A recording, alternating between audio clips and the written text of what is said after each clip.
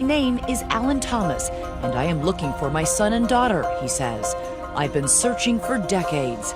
The online response is immediate and overwhelming. Keep sharing, people. This veteran needs our help. Prayers, encouragement, even leads pouring in from around the globe. It is time for this daddy to be reunited with his Wouldn't it kids. be wonderful if Facebook can help find Hope twins? the power of social media will help you find your family. He's using social media. Searching for them. He wanted them. Obsessed with finding his missing children from when he'd been a young Army sergeant in South Korea, another country, another lifetime ago. The twins he'd been forced to leave behind, but could never forget. You had no way of knowing it that day. As you boarded the plane, that was the last time you would see your children. They were taken away from me. But if anyone can bring them back together again, this woman can. A professional people searcher that 2020 brought in. This will be okay. She is his last best hope, his only hope. He's been through hell and back. Work with me, let's make this right. So tonight, come with us on the amazing search of a lifetime. 안녕하세요. A 45-year-old cold case, a mad dash across 2 continents, 안녕하세요. and 7,000 miles. All the detective work, Let's see how persuasive I can be. the detours, Nobody called you to say your kids are being adopted? Well, that's bold. They could have been separated. the blind alleys, and brand new leads. I'm coming. You're not getting rid of me. The hope and the heartache. So messed up. And finally, I found both of them. No way. They're both alive. Oh my God! the unforgettable emotion of a family about to be reunited. Are you ready to meet your twins? Tonight on 2020, The Searchers. Good evening, I'm Elizabeth Vargas. And I'm David Mueller. Right here tonight, a story that's perfect for the holidays, as so many families are making plans to come together. But Alan Thomas didn't have his complete family until 2020 stepped in to help. And we brought an ace in the hole with us, Pam Slayton, a professional people finder whose job is to find missing loved ones. And with our crack international team, a lifelong search went into high gear. Turn left onto US 12 East. It's very nice to meet you. So you're the young lady I'm going to talk to, huh? I am the girl, hopefully for the job. We flew Pam Slayton cross-country to Mossy Rock, Washington, to join forces with former Sergeant Alan Thomas. The retired veteran fought for his country. Now Pam vows to fight for him. If I don't get the answers I want, I'll work my way to the top, but I can assure you that if anyone's going to try hard, it's going to be me. So that much I can guarantee you, okay? That's all I can ask. Okay. Fair enough, I reckon. Come on in. Alan's daughter Charlene is helping her father on his 4-decade quest to find the children she grew up knowing only as pictures on the wall. Charlene? Yes. Nice to meet you. You okay? No. These are for you. Pam brings flowers and hugs and hope. Yeah, this will be okay. This will be okay. My name is Pamela Slayton. I'm an investigative genealogist, and my passion is reuniting people. I put in the biological father's name. You may remember Pam's work in a previous episode of 2020. Heartwarming, sometimes heart-stopping revelations about missing loved ones. Person showing up. On a never-ending search for the missing pieces of people's lives. With her husband Mike at the wheel, Pam's personal story is never far from her mind.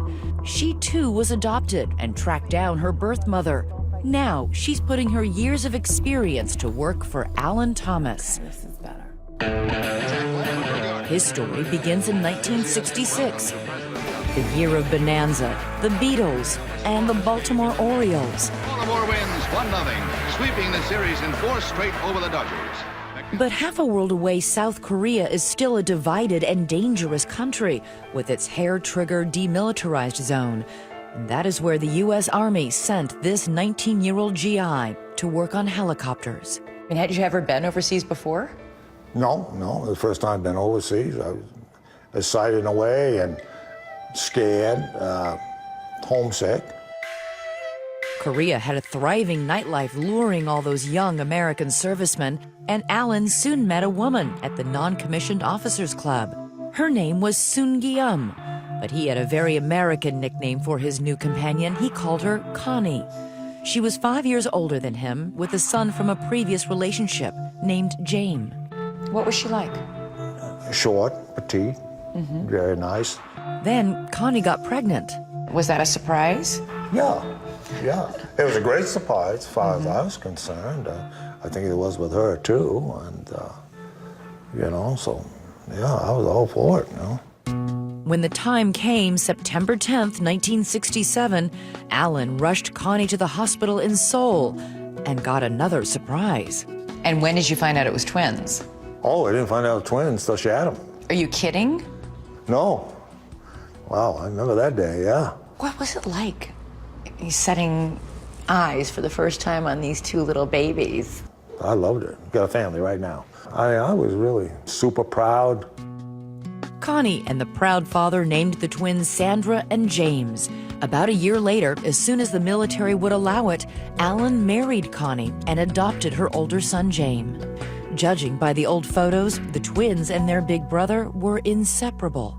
They're really fond memories. But when his tour in Korea ended, Alan says he could not get his new family back to the United States. The twins were already American citizens with passports, but there was a problem with passports for Connie and James. Alan figured it was just a matter of time and red tape. And we were corresponding, and she kept asking for money, so I kept sending them money. How often would you hear from her? Thinking back on it, every time I heard from her, it seems like she wanted more money. Alan wanted to get back to Korea and his family so badly, he volunteered to serve in Vietnam. Now, a war at its worst, solely so that he could get 30 days leave in Korea.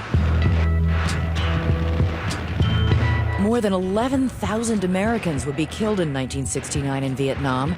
Back home, the anti-war movement, with its protest songs, was in full swing. You asked to go to Vietnam in 1969? Oh, yes, ma'am. I figured if I went over there, I would extend, then I'd go to Korea and get this situation squared away. You were hoping to be able to visit Korea, visit your children, and visit see Connie. What's going on. And see what was going on.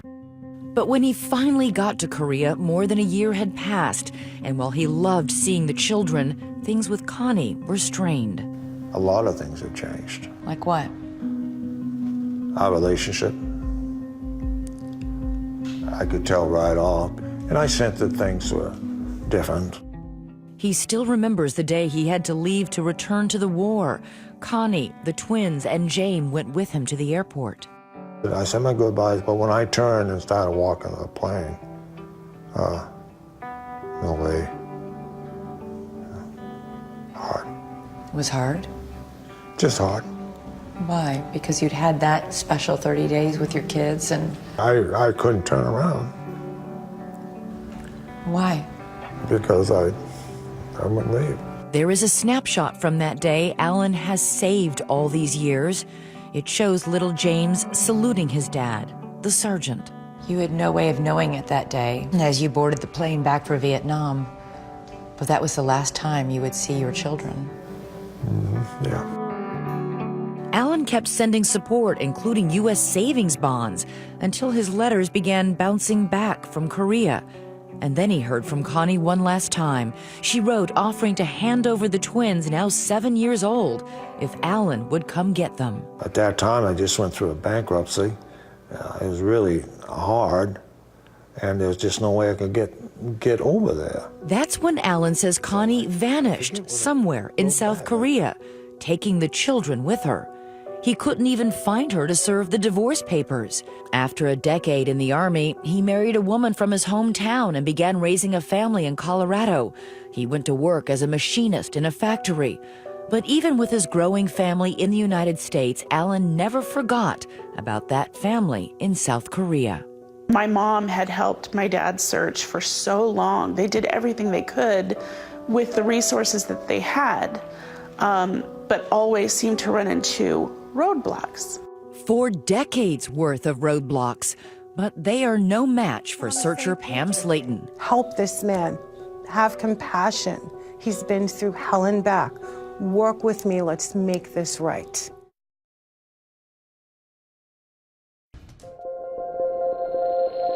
The epic story of a soldier searching for his twins now leaps across time and distance, from an Army airfield in 1960s South Korea to the present day and a home in South Jersey.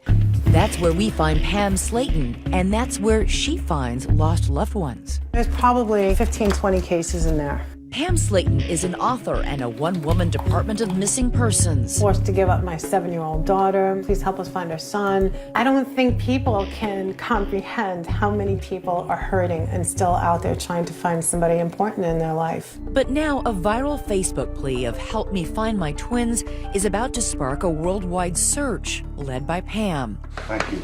At her first meeting with veteran Alan Thomas, he shows her 2 letters that broke his heart.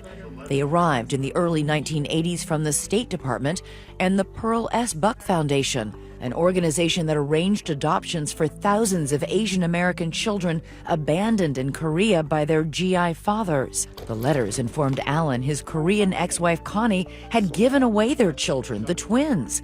And amazingly, the letters say he would have no legal right to his children. You must have been apoplectic. I mean, what do you mean they were adopted? I'm the father. I was highly, highly upset. Where are my rights? I was told I had no rights. There was one piece of good news in that letter. It said the twins had been adopted together in the United States. Okay, so this is 1980 now. Is this the very first time that you're finding out these kids were adopted out into the U.S.? Yeah. Thank you very much. Nice to meet you all. But since that letter, there have been no new clues. Until now. Alan gets a mysterious Facebook message from Korea, from a man named Kun-soo Lee. It turns out Lee is a policeman in Seoul specializing in finding missing children, a Korean version of Pam with a badge.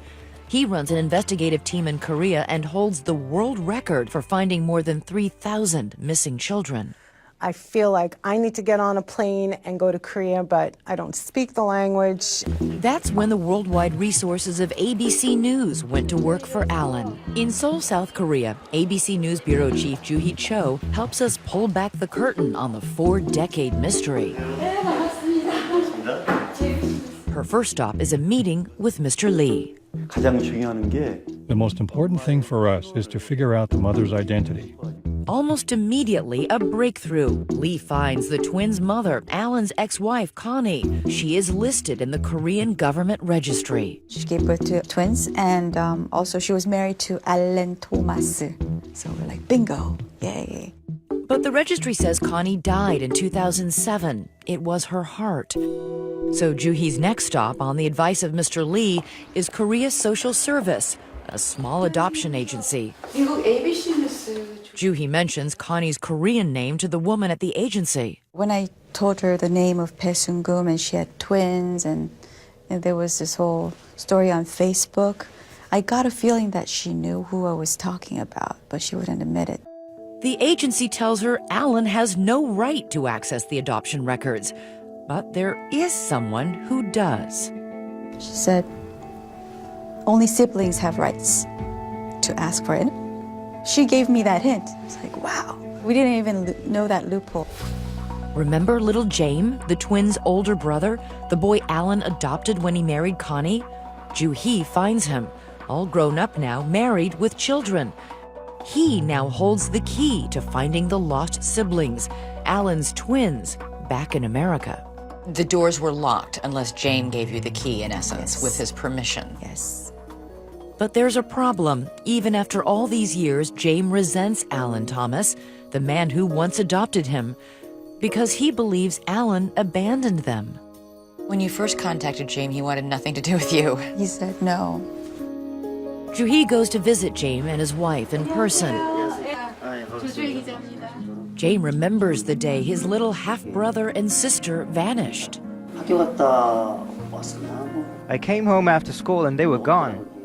I asked my mother about the twins, and she told me that they went somewhere, so I just accepted that. Joo-hee shares some insight about why Connie may have given up the twins for adoption. What would it have been like for these children in growing up in South Korea, these GI babies? Impossible for the mothers to raise them because they would have been disowned by their family if they brought home a mixed-race baby? Yes, absolutely. It was considered that bad? Yes, it was considered that bad. Still reluctant, James is finally persuaded by his wife to give permission for the adoption agency to release the records. Pam Slayton is in the U.S., ready to receive them. I woke up and I could see that I got an email from Korea. And I can't even tell you how excited I was. This was the break she'd been waiting for. The email explains someone back in Korea had changed the twins' date of birth, making them appear to be a year younger and making tracing them nearly impossible. So you had spent all that time searching? Yes. And had that birth date off by a year and a month? Yeah. But Pam is finding out nothing is easy with this search. And I start working my databases over and over again, and I'm coming up empty again. Even with the correct birth date? Even with the correct date of birth. Ever persistent, Pam goes looking for the twins' adoption records. There are copies in the archives of the Pearl S. Buck Foundation in Pennsylvania. Pam calls, but gets nowhere. And I said, well, please let your boss know I'll be stopping by. I'll be in the area. I was kind of like, I'm coming. You're not getting rid of me.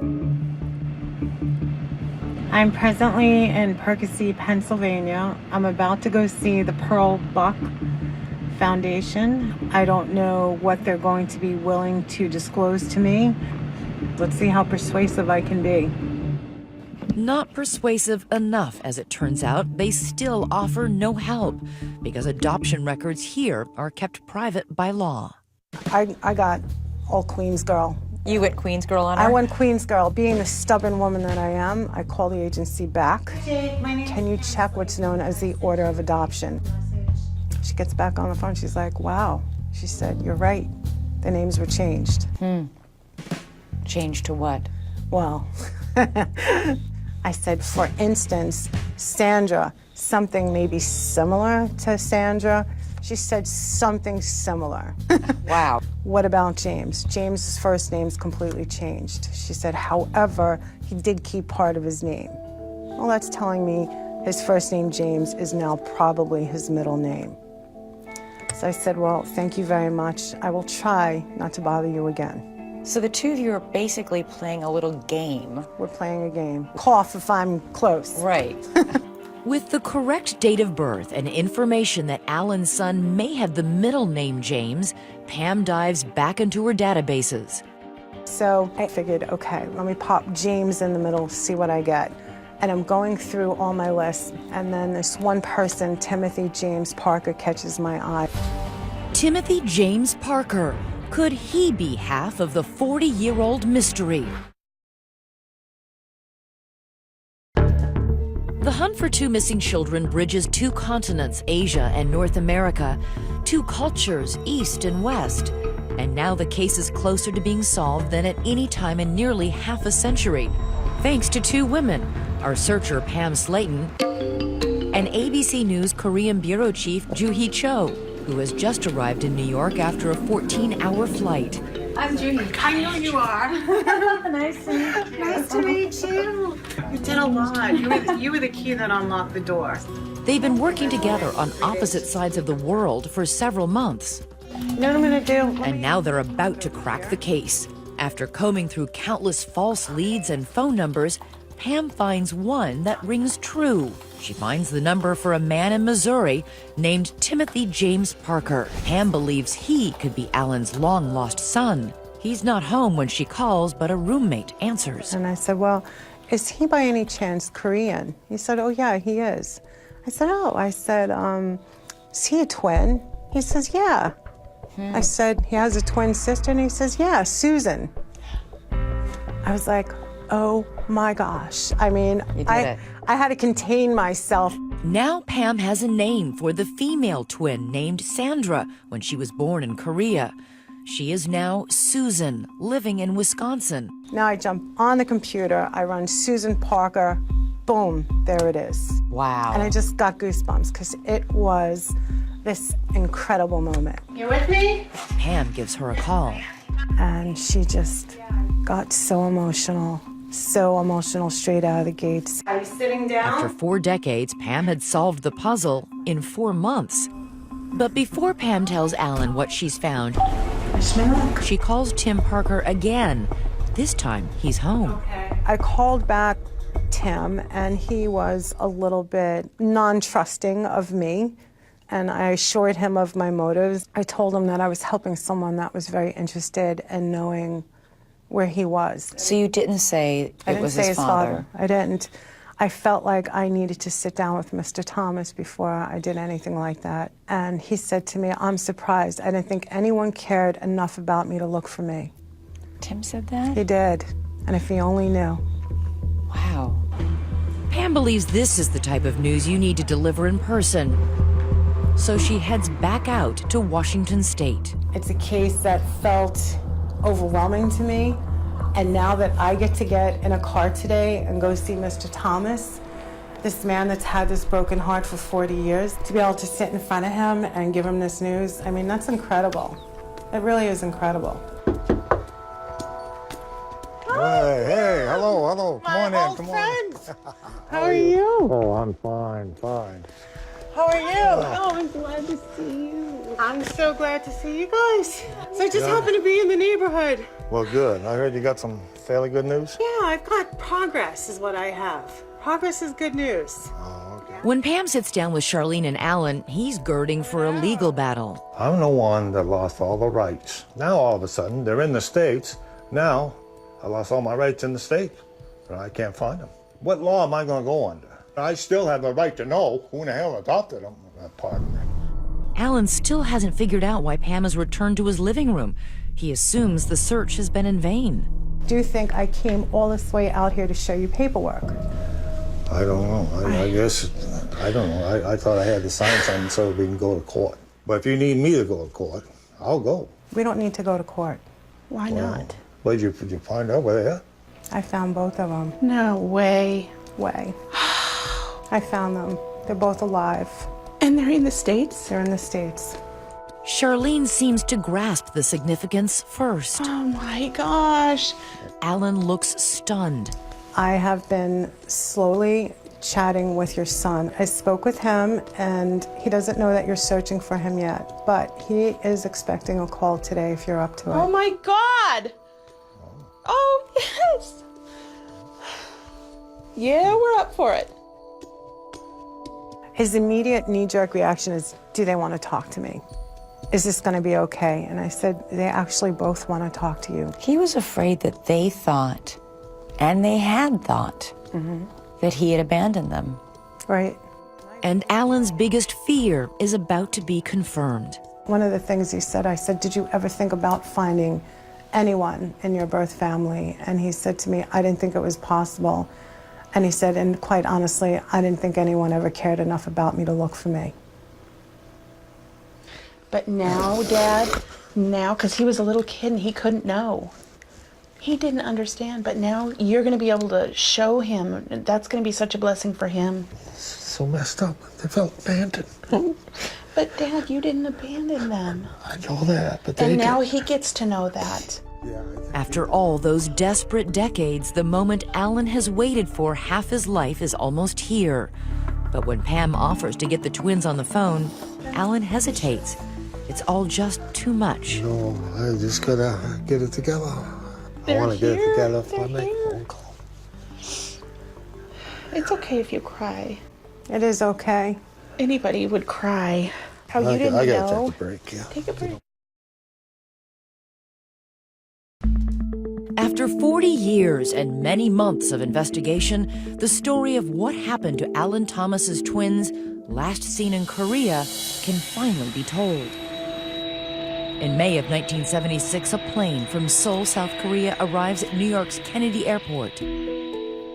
Aboard are 2 Korean children, brother and sister, twins. Alan Thomas's lost children coming to live in the same country as their father. If only he had known. Hi. Here she is, the twin Alan named Sandra, now called Susan, all grown up. The little girl in those pictures all those years ago, missing from her father's life for decades. Lost, and now at long last, found. She says all she remembers as she and her brother flew to America is being alone. If there was a tearful, heart-wrenching goodbye with their mother, Susan doesn't remember it. What do you remember about your mom? Sad thing is, I don't remember much. Really? I see her off and on, in and out the door of the house. Mm-hmm. And that's it. I don't recall anything about talking to her, hugs, kisses, nothing like that. She wasn't affectionate with you? I don't recall. She does recall a stay in an orphanage in Korea and then a long flight to somewhere. We were in an airplane.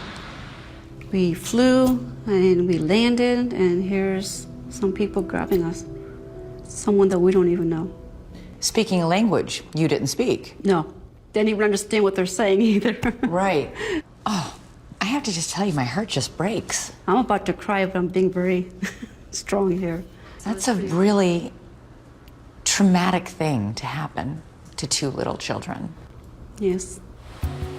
She and her brother, originally James, now named Timothy James, are taken to their new home in rural Pennsylvania, where they and 5 other adopted children are all raised by Jean Parker, a single mother and a professor at this local university.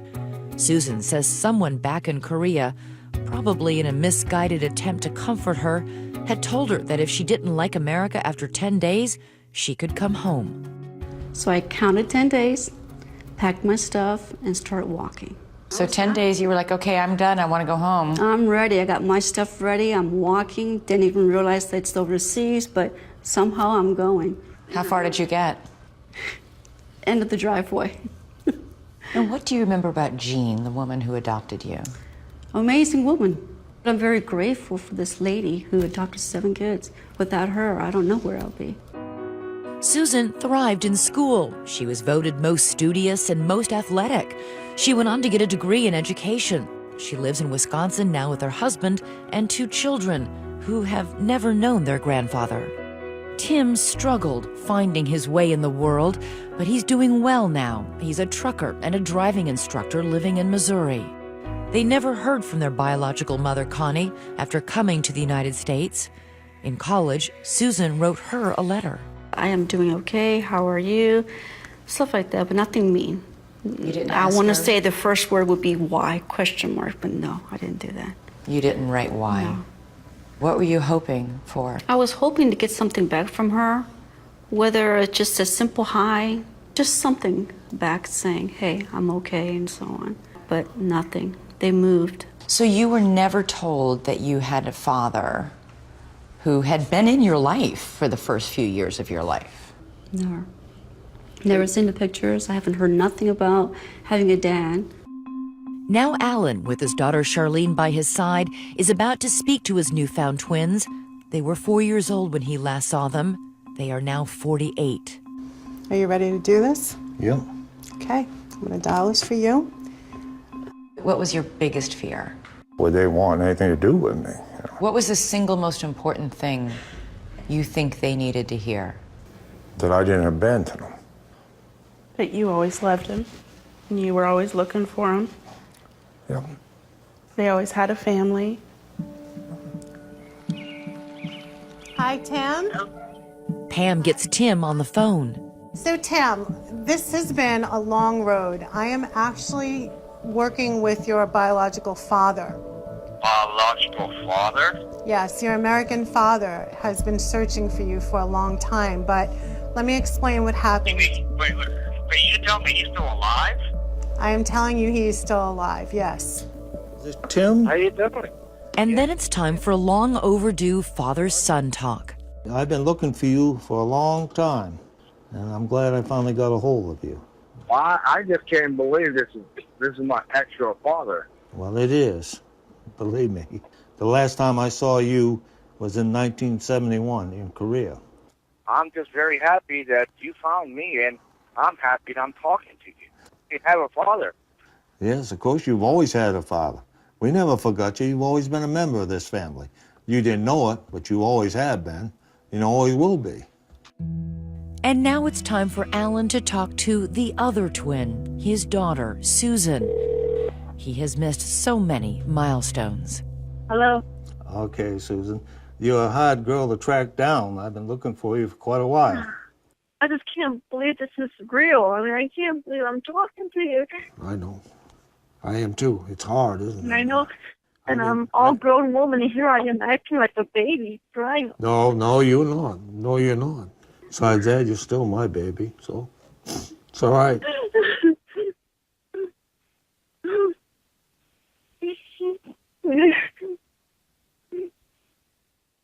It's okay. Making those emotional phone calls, Alan discovered something that concerned him. How long has it been since you and Tim have seen each other?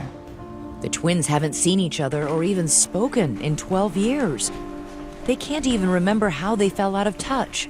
But when we bring Tim and Susan to New York City... Hi. Hi, Tim. I'm Elizabeth. And you know your sister. The twins quickly embrace. How you doing? I miss you.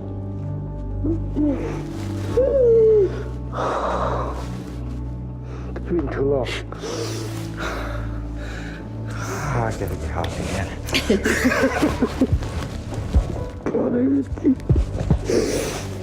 Come have a seat. They've been speaking to Alan on the telephone, and they know the odyssey he endured to find them, including those changed birth dates. So you actually have a different birth date. Yeah. I hate to tell you guys are older by a year than you thought you were. Thank you. Yeah. Not good news, Susan.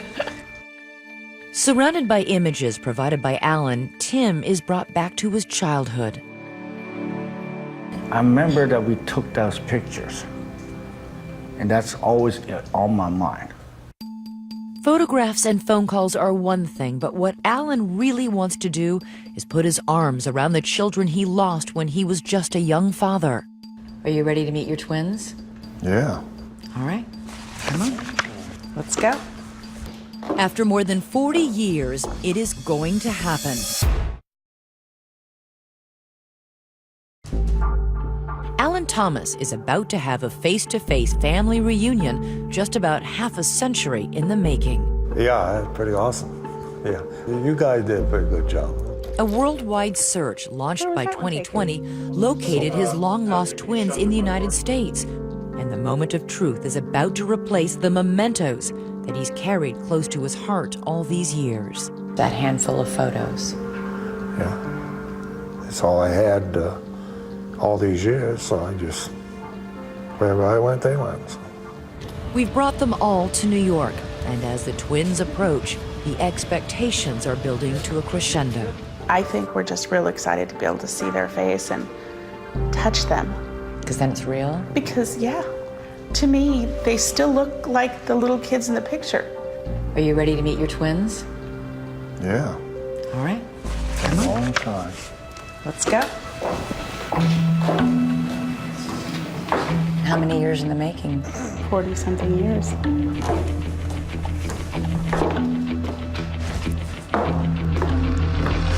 Susan, this is your dad. Tim, this is your dad. Come here.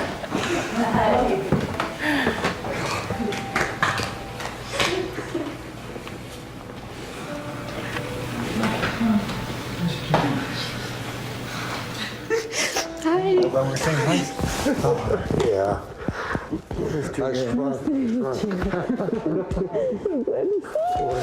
It's good to see you. Yeah. Boy. A reunion with the most fantastic of expectations has been realized. You are my actual father.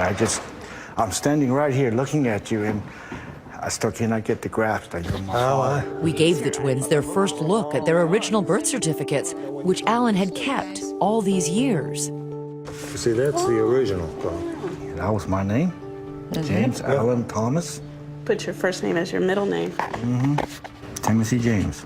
And a keepsake only a parent would cherish. This here I used to give you baths in. Believe it or not, both of you almost drowned a couple times. But the old family photos bring up hard feelings for the twins sent away by their birth mother. Your mom looks kind of glamorous in that photo. Yeah. She does. She looks very pretty. And you do look a lot like your mother. Every time I look at it, I just get frustrated. Me too. I do. Really? And forgive me for saying that. I mean, I do, there's right? some hatred in me, which I should never have that, but you're kind of mad, you know? It is a terrible way to remember your mother. But their half-brother, James, and his wife in Korea say there is another side to the story. My mother-in-law thought that Ellen had left her and the kids because he met someone while he was in Vietnam. So why were the children sent to the U.S.? It meant huge success at the time to be going to America, equivalent to paradise. Everyone would dream of going to the land of the U.S. This is your mother. ABC Seoul Bureau Chief Joo-hee Cho says James and his wife believe Connie regretted giving the twins up for adoption. It seems to have haunted her until the day she died. She would just go to anyone in the neighborhood and say, if you see any twins, Korean-American twins looking for Mrs. Pei, that's me, make sure that they call me. And she would just look over the photo albums. And her daughter-in-law said she'd just cry and just touch the photos. James has one more family secret hidden in an old ginseng box. It's a tin time capsule stuffed with mementos of a life that might have been.